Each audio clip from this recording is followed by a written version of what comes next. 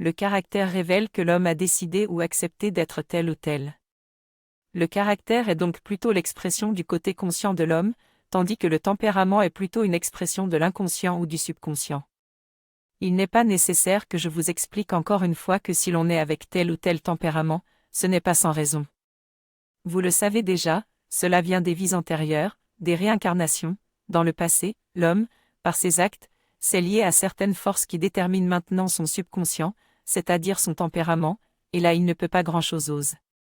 C'est comme le système osseux ou le système musculaire, là non plus l'homme ne peut rien changer, il ne peut ni élargir son crâne, ni allonger son nez, ni redresser son menton s'il est fuyant.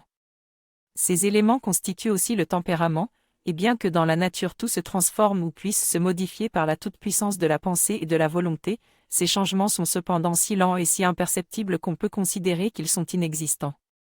Mais le caractère, on peut le modifier, l'améliorer, le façonner, et c'est justement notre travail à nous tous dans l'enseignement. Le caractère est donc une forme de comportement qui est basé, greffé, si vous voulez, sur le tempérament, comportement envers soi-même, mais aussi envers les autres. C'est une attitude, une façon d'agir qui résulte de l'unification de divers éléments, de qualités ou de défauts déterminés. C'est cette unité que l'on appelle le caractère.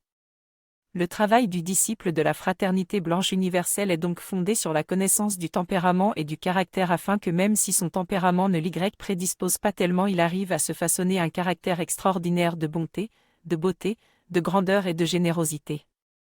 Ce n'est pas facile, bien sûr, sinon tout le monde serait déjà arrivé à avoir un caractère divin.